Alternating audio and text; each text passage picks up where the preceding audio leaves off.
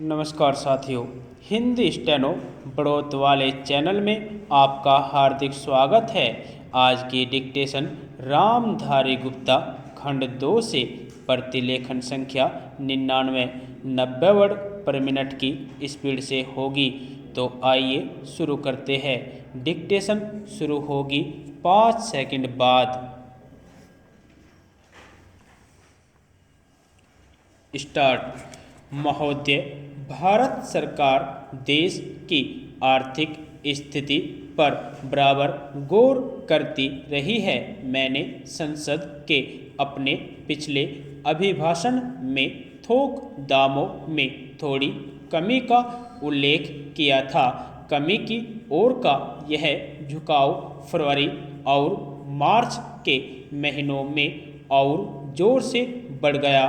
कुछ अंश में यह सारे संसार में चीज़ों की कीमतों के पुनः समायोजन के कारण हुआ।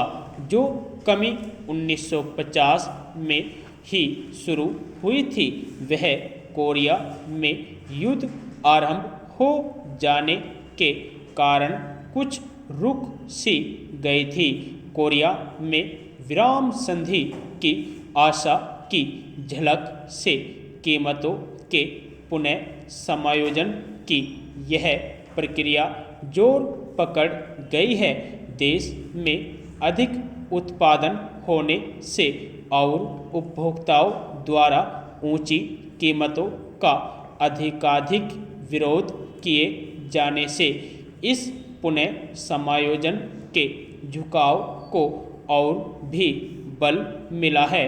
रुपये और साख संबंधी सरकारी नीति ने भी, जो मुद्रास्फीति रोकने के विचार से आरंभ की गई थी, दामों को गिराने में सहायता की है। जो लोग वाणिज्य और कारोबार में लगे हैं, वे और विशेषकर कपड़े और पटसन की बुनाई के कारोबार वाले मूल्यों में गिरावट आने से कुछ संकट में पड़ गए हैं।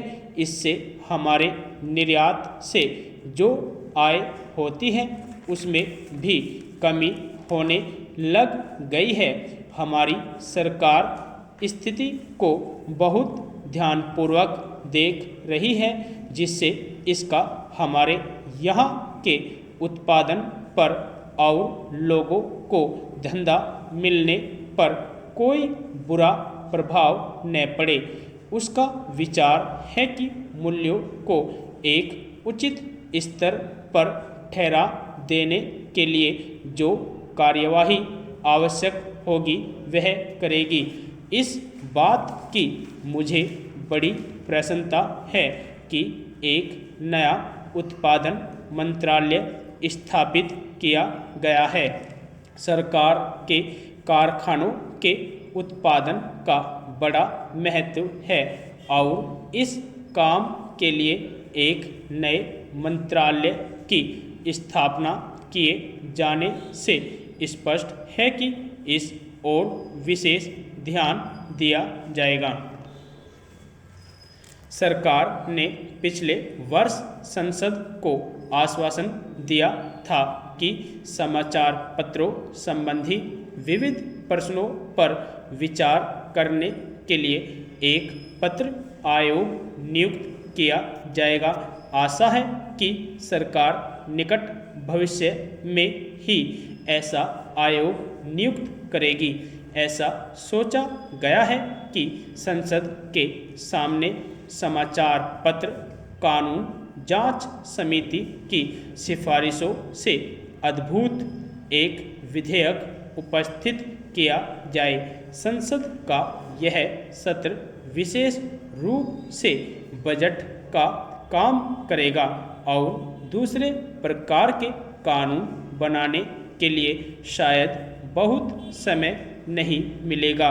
1952-53 के वित्तीय वर्ष के लिए भारत सरकार की आय व्यय का अनुमान पत्र पेश किया जाएगा और लोकसभा के सदस्यों को खर्च की मांगों पर विचार करके उनको पारित करना होगा।